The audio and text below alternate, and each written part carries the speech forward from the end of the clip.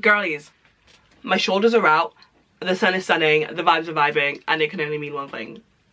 Happy hot girl summer. It is the most joyous and festive of all seasons, so to all those that celebrate, merry hot girl summer. And I thought I too would join the celebrations by giving you guys a little hot girl summer reading list, books that I would recommend if you want to have a hot girl summer. But also I thought we could problematize some of these videos that I see on the internet and talk about it. So let's talk about what is hot girl summer, in case you don't know. So hot girl summer is a phrase that was coined by Houston Hottie, the hot girl shit, hot girl Megan Thee Stallion. She basically did a song called Hot Girl Summer, and it features as like a phrase sampled and a multitude of other songs, and it's basically was created, according to her, it's about people being unapologetically themselves. It's about, you know, embracing yourself, who you are, hyping up your friends, and it's about joy basically. And I think that is a sentiment that people can get behind, and they have gotten behind it, because I think hot girl summer is just such a transcendent thing, like anyone can get behind it. And this has led to videos on the internet, you know, people talking about hot girl this, hot girl that, and the big one for me is hot girl reading lists. And so people do these videos where they talk about books that they're recommending in case, you know, you want to have a hot girl, hot scholar summer. I guess I don't have a problem inherently with these videos. What I do have a problem with is that the more I watch them, the more I realize exactly how few black women actually feature on these lists. And this is a problem for me because I think it addresses a wider pattern, a wider problem in our society, in which black young creators see their cultural and linguistic innovations devolved from context, and the context in this situation is that this phrase was created by a black woman, and therefore it feels a bit disingenuous for me for you to be like, it's hot girl summer, and then not include black women in your narrative whatsoever. That feels weird to me, and like, not like, you know, no, it's like, it's weird, like it's giving something. And so I thought I would do this video where I would recommend to you guys, or share with you guys, some of my favourite hot girl summer reads, all written by black women. These are a collection of fiction and non-fiction books that I just really love. This list is not exhaustive in the slightest. It is like a drop in the ocean, and I could do like a 10-part series and probably never be done. But these are just some of my own personal favourites, and I hope that maybe some of them you might like, and you might read, and you may resonate with. So yeah, let's get started on this list.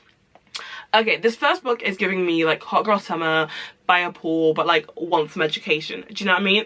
Do you know the vibe? I'd say for this I chose Twisted, The Tangled History of Black Hair by Emma Dabiri. This is a historical and cultural journey through what is arguably one of the most like complex parts of black womanhood and that identity, our hair. And so this book basically infuses personal experiences with a historical account of what it means for black hair. It takes us on a journey from pre-colonial Africa until now, and Dabiri almost takes us on her own personal journey through that, and like weaves her own understanding of her hair through this historical perspective. This book is one of my favourite books that I've probably ever read about hair, black hair, because apparently that's a thing I read a lot about. But I really like it. I think it gives me like, you want to learn a little something, you want to have like a cultural like knowledge situation, but you also want to do it in a very like chilled, interesting way. I don't know, this just feels like a really interesting topic to talk about during the summer, because like black hair during the summer, it's a lot, it's doing a lot. So I would really recommend this book. I really love it, I really enjoy it. 10 out of 10 would recommend. Okay, so this next book, it's giving depressed woman moving through hot girl summer. Like, it's still hot girl summer, but she's still a little bit sad. So like, that's what this book is giving. And for this, I thought I'd talk to you guys about Assembly by Natasha Brown. This book tells the story of a black British woman of Jamaican descent and working class background living in the UK, obviously. And she is a successful investment banker. And the image of like diversity and inclusion in the company she works with, but this is all a facade. And so what emerges is almost a stream of consciousness narration of racism, identity and belonging, of not being accepted because of things like your skin color. Natasha Brown succinctly dramatizes racism which is inherent in our social and class fabric. What I love about this book is just how like the tiny vignettes are like just so powerful, small, powerful. It almost creeps up on you, just like the delicacy of this book. So if you are wanting a bit of like a depressed woman moving read, I would read Natasha Brown. I would read Assembly by Natasha Brown. Okay, this next book is a book that I read this year and I absolutely adored, and this is Things I Should Have Told My Daughter, Lies, Lessons and Love Affairs by Pearl Cleage. This is a book by like journalist and activist Pearl Cleage, and wow, I loved this book. It is a non-fiction book that's told in that's like set in diary entries, and so these are all diary entries documenting bits and pieces from Cleage's life. I can't remember during the years, but it explores things like love, race, politics, sex, motherhood, and wow, like it's just, I loved this book so much, and I don't know, like it just feels like you're at brunch with her and she's telling you about things that are happening in her life, but it also has like quite like a, it has like a no bullshit thing. Do you know, sometimes you talk to people and they like, I don't know, I can't even describe how I felt about this book. I just really enjoyed it and I think you should read it too. It gives me like hot girl summer non-fiction like memoir reads, and so that's, I'll leave you at that. I'll let that sit for you. Okay, the next book that I've got to recommend is a new release from this year, and it is Memphis by Tara M. Stringfellow. Memphis is an utterly spellbinding family epic focusing on 3 generations of black women living in the American South. This book is skillfully and artfully written, and it's both heartbreaking and heartwarming. The women endure so much personal trauma, but through it all there is a community of black women uplifting each other and providing support to find the strength to deal with all these things that are going on in life. This book to me is an ode to black womanhood, to community, to identity, sisterhood and strength. And if that sounds like the hot girl summer vibe that you want, then absolutely do it, because I think an essential part of hot girl summer is hyping up your friends, and so like, and supporting your friends. And so maybe not hyping up is like the wrong word for this book, but definitely like love, strength, community. Memphis by Tara M. Stringfellow. Okay, the next one is another hot girl summer memoir read for you, and it is Zami, A New Spelling of My Name by Audre Lorde. This is a biography meets history meets almost like myth, told through the story of Audre Lorde. This book basically is a autobiography that follows her from child to early adulthood, and it's very much so about like the women that Audre knows, meets and loves, the women that get her to where she was, and that's not just like the active presence in her life, but she talks about like the people, like the women that came before her, but then also talks about her sisters, her friends, lovers, etc. The web of women that are in Audre's life with Audre at the center. I really enjoyed this book. I am a big Audre Lorde fan, if you know me, and so I didn't think it was complete. It didn't feel complete to do a hot girl summer without doing Audre Lorde, and so if you kind of want that kind of like, I don't know, but like very like biomythography kind of feel, is that a thing? I don't know, we're gonna call it a thing. I would really recommend Zami. Yeah. Okay, next one, let's talk about My Sister the Serial Killer by Onyikan Bathwaite. I probably really butchered that, I'm really sorry, but this is hot girl summer, a little bit like, I don't know what the word for it is, like it's a little bit funny, but like it's not funny, it's like, it's a bit satirical. I don't know, I really enjoyed it. There's this hot girl summer must kill the patriarchy vibes. Somebody's really gonna call me out on that, being like, you can't kill the patriarchy by killing men, but like,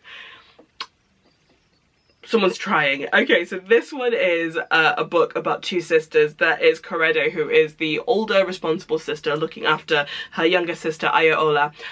Ayola is a serial killer. She's a black widow. She lures men into her trap and then kills them, and Corredo is left to clean up this mess, because that's what she does. She looks after her sister.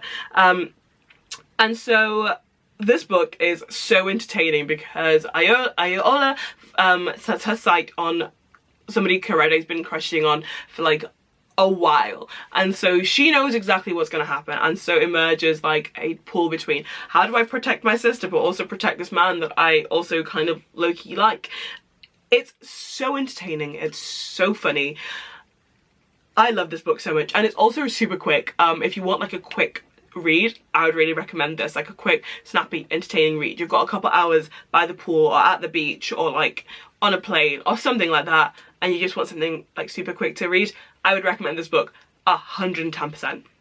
Okay, the next book that I have is another book that I read this year and I absolutely adored and loved, and it is The Secret Lives of Church Ladies by Disha Filial. This is a amazing short story collection, which is rogue for me because I don't really read a lot of short story collections, but it basically explores what it's like to live life caught between the world's expectations and your own deepest, darkest desires. Each story is a raw and honest portrait of the ways in which each woman, so it basically follows women, navigate the social structures that seek to impose rigid limitations on their existence and what they could be.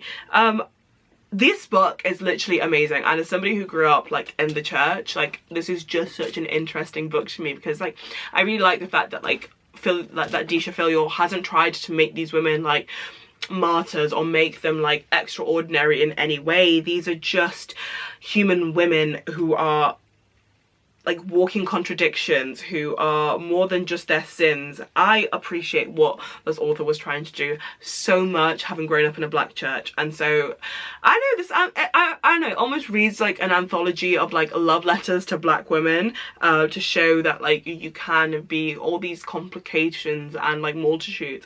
This book is 9 amazing stories. And it's fresh, it's tender, it's biting, raw, deeply moving, and just like downright beautiful. Go read it. Go. Okay, so the second to last book, the penultimate book that I've got to talk to you guys about, is The Sex Lives of African Women by Nana Dakoa Sekiyama. This book is phenomenal. It basically draws on interviews conducted over 6 years and provides a deep insight into 30 black women's quest for pleasure, truth, and cultivating a truly meaningful and liberated life. Basically, this book demystifies and recenters desire and sexuality for people within the global black diaspora from the scrutiny of racial and patriarchal gaze in 3 sections: self-discovery, freedom, and healing. Each contributor basically speaks about their personal experiences of love, sex, and relationships, from confronting sexual abuse to finding belonging in queer community in Egypt, to polyamorous and kinky ways of loving in Zambia, to finding love in your 60s. No topic is off limits in this book, and these narratives are emotion-fueled stories of personal accounts of sexual encounters, healing, self-discovery, and agency. For me, you will know, if you know me, you will know that I hate 3 Women by Lisa Taddeo. I passionately dislike it. For me, this book is what Lisa Taddeo was trying to do in 3 Women, and just does it in such a much better way. I will admit that the way it's written makes it a bit difficult to read at times, so it's not really like an easy summer read, but if you just want something just like interesting and like liberating and that kind of like the Lisa Taddeo hot girl summer vibe, this one, pick this one instead, please do it. Okay, so last book, and this book is probably my ultimate hot girl summer read. Like, this is the read that if anybody asks me what should I read for hot girl summer, it's gonna be this. So much so that I currently have this book on loan. Like, it's currently out in the world with one of my friends who was like, I just need a super nice feel-good book to read for summer, and it is 7 Days in June by Tia Williams. I love this book. I will die on the hill that this is one of the best romance books ever written of all time. This book is literary fiction meets romance, and it basically follows our main protagonist, who is a romance author living in New York City. She's chronically ill and lives with her daughter, and at a literary convention in New York she runs into a childhood sweetheart of hers, and basically it then follows them kind of rekindling this romance in present time while flashing back to when they were together when they were younger, the problems that happened and why they inevitably lost contact. This book, phenomenal, right? Like, literally amazing. And so I am in love with it so much, and I think everybody should read it. I think it is the ultimate hot girl summer book, and if you haven't read it, if you don't know, get to know. That's all I will say on that. So I hope you enjoyed my recommendations for Hot Girl Summer. These books are some of my favourites. They're just books I've really enjoyed. I think they're books that really embody some of the spirit of Hot Girl Summer. The friendship aspect is very strong. The bettering yourself education aspect is like strong as well in them. And also just kind of like some like short stories that you can dip in and out of. I think that's always quite nice, you know. You can like dip into a short story, go to the pool, go to the club, hit it with your friends, and then come home and read some more. Like, I think that's always a very nice way to read sometimes. And so yeah, I feel like I waffled on for so long. I'm not looking forward to this edit. But yeah, I hope you enjoy this video, and I hope you stick around for more book recommendations, because I've got some fun videos planned. So yeah, catch you on the flip side, and happy Hot Girl season, girlies.